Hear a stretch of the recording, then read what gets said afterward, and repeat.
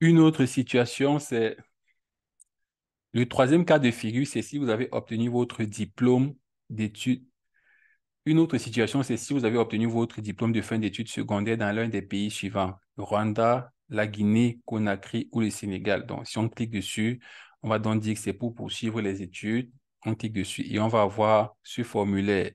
Donc, quand introduit notre demande, comment transmettre? Il y a deux façons de transmettre notre demande d'équivalence, donc soit par courrier, soit à travers une tierce personne directement au service des équivalences.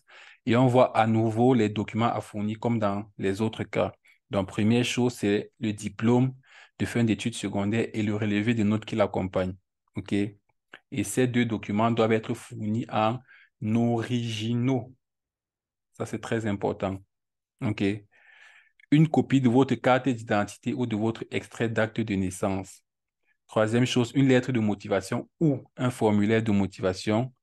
On verra à quoi ressemble le formulaire de motivation. Donc, soit vous faites la lettre de motivation, une lettre de motivation classique, il y aura un modèle dans cette playlist, ou alors vous faites un formulaire de motivation, on cliquera dessus et on verra à quoi ça ressemble.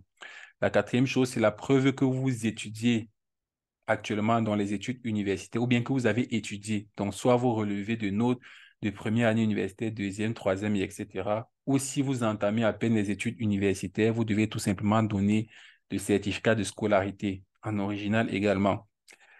Autre chose que vous devez produire ou fournir, si on préfère, c'est la preuve que vous avez payé les 150 € qui couvrent la demande d'équivalence.